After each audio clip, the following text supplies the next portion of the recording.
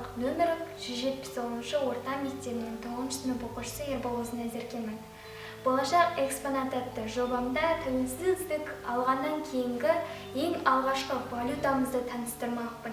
Ақша ол әрбір елдің, мемлекеттің өзіндік ерекшелігін және де оның елдік екендігін айқындайтын дүние. Оған мысал келтіретін болсақ, міне осы ақшалар. Бұл ақшалар қалай пайда болды? Тұңғыш президентіміз Нұрсұлтан Әбішұлы Назарбаевтың өзінің айтуы бойынша, бұл ақшалар оңайлықпен келген жоқ. Жоспар көптеген қиыншылықтармен бүгінге біздің елімізге дейінгі жетіп тұрған тарихи экспонат. 1991 жылы басталған бұл жоспар кейінірек анықталып отырылды. Бұл туралы ешқандай тарихта деректер болмады оған дейінгі.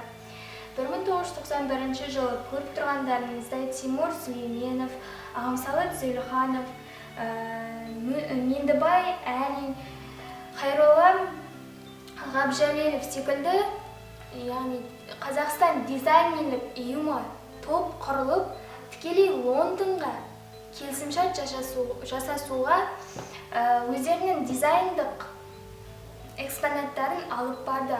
Осы аралықта Лондонда Харрисон және оның ұлдары атты компаниямен бірге келісімшарт жасасқанда, Қазақстан неге басқа елге бардық деген сұрақ пайда болады. Себебі ол жылдары Қазақстанда ешқандай ақша бастыратын фабрика болмады.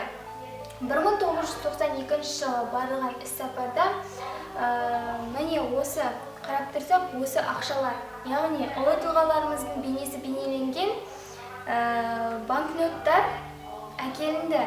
1993 жылы басталған бұл жоспарда көптеген уақыт бойы Қазақстанда ешқандай қаражат, бюджетте ешқандай ақша болмады. Бұны Нұрсұлтан Әбішұлы Назарбаевтың өзі жеткізді. 7 миллион ақша табып,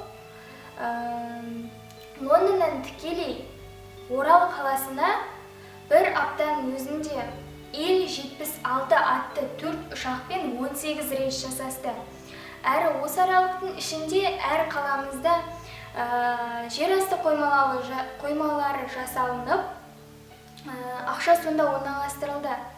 Әрбір филиалға жеткізіліп отырылды. Қосымша айтап өтетін болса, бұл жоспар негізінде әкелінген уақыттан бастап Қазақстан Республикасының қауіпсіздік басқармасының бақылауымен өткізілді.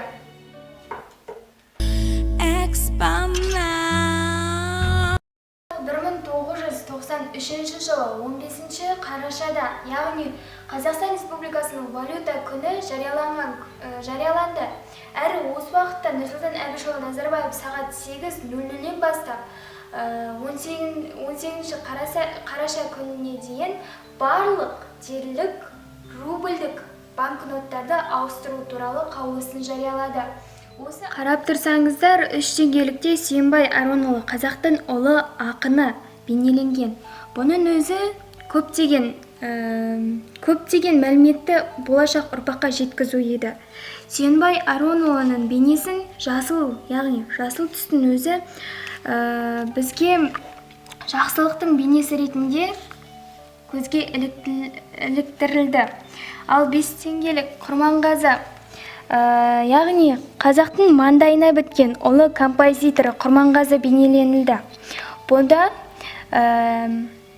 Құрманғазы туралы ақпараттар анық көрсетілді.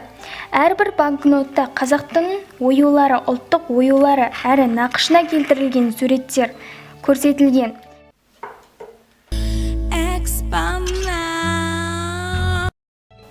Енді қарап тұрсаңыздар, 20 теңгелік яғни 10 теңгелік банкноттың өзінде қазақтың зерттеушісі Мұхаммед Қанапия, яғни Шоқан Уәлиханов бейнеленген.